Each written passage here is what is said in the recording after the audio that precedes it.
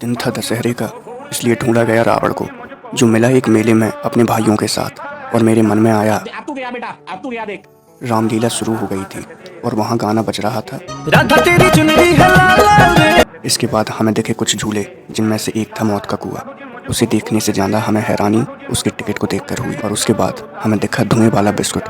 लेकिन तभी मुझे बाबा की एक बात याद आ गई, प्रॉपर वाला इस मतलब इसकी ये त्योहार हर साल इसीलिए आते हैं ताकि भागती हुई जिंदगी को थोड़ा रोका जा सके और इंसान अपनी जड़ों से जुड़ा रहे, क्योंकि बिना जड़ों के बड़े से बड़ा पेड़ मुरझा जाता है। रास्ते में मिली दुर्गा माता। एक बंगाली परिवार नाच गाने के साथ माता को विसर्जित करने के लिए जा रहा था। मेरे मन में आया मैं भी कर ही दूं। सब सुबह 5 बजे उठ के आ गए छठी माता के मंदिर में, जो मंदिर खेतों के बीचों बीच बनो है, इसलिए यहाँ आकर जो मन को शांति मिलती है वह की बात ही अलग है। अब धीरे धीरे बूढ़े बाड़े लोग भी यहाँ आने लगे कसरत और योग करने के लिए, और सूरज देवता भी अपनी चमकारी मानने लगे। देवठानी एकादशी को यहाँ मेला भी लगता है और किस्मत अच्छी भई तो शायद भंडारा भी मिल जाए। भैया आज थी छोटी वाली दिवाली, तो छोटी वाली दिवाली को बना दिए छोटे वाले रसगुल्ला। सबसे पहले मम्मी ने घूसे मार मार के खोआ को कर दिया सेट, और फिर बारी थी हमारी, तो हमने बना दी इस खुए की छोटे छोटे 5 रुपए वाली गेंदे, वो भी जंपिंग जपांग वाली। कढ़ाई में खोलते हुए रिफाइंड में डाल दी ये सब बॉल, और थोड़ी देर बाद हो गई ये लालम ला। और कल्लू कढ़ाई से निकाल के इन्हें कर दिया सीरे में शिफ्ट, और बनके तैयार हो गए इतने सारे काले वाले रसगुल्ला। तो भैया आज है बड़ी वाली दिवाली, तो सुबह से हम लग गए उलझी हुई लाइट को सुलझाने में। लेकिन इसको सुलझाते सुलझाते मेरे दिमाग की नसें उलझ गईं। लेकिन जैसे तैसे इसको सही करके इसको लटका ही दिया, खटके को दबाते ही हो गया। अबे ये वाला मीम नहीं था एडिटर।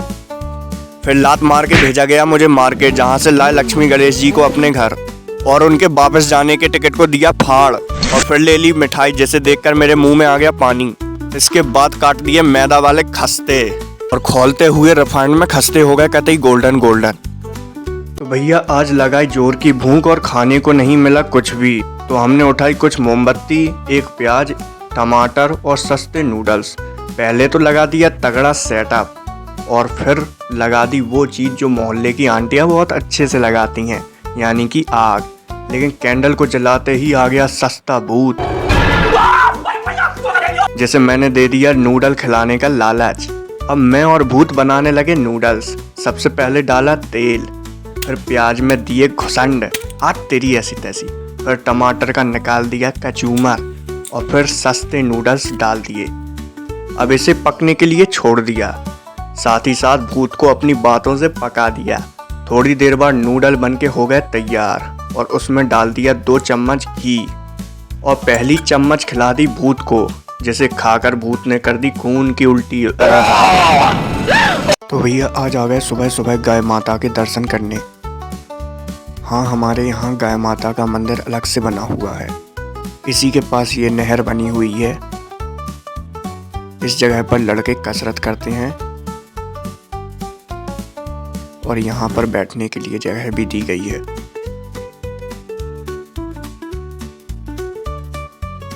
भैया आज हुआ पहला मीटअप और आ गए इतने सारे फैंस। अबे साले भाई ये सारे फैन मेरे नहीं, श्री रामचंद्र जी के हैं, जो नगर के हर कोने से आए हुए हैं, क्योंकि हमारे नगर में आज हो रही थी रामलीला, जिसमें प्रसिद्ध कलाकार दिखाएंगे अपनी कला। कार्यक्रम में पुलिस की मात्रा इतनी थी जितनी शक्कर के आसपास चीनी की होती है, यानी कि भरपूर। और कुर्सियों के होते हुए भी कुछ लोग बोरे के टीले से टाप टाप के रामलीला देख रहे थे, क्योंकि आदत से हैं ये मजबूर। और कुछ लोग पुरुष की दीर्घा को छोड़कर महिला दीर्घा में बैठे हुए थे। शायद ये लोग अपने जेंडर से नाखुश हैं। लेकिन सरकारी तंत्र का ये मिला जुला प्रयास आम आदमी के मनोरंजन के साथ साथ धार्मिक आस्थाओं को भी जीवित रखता है।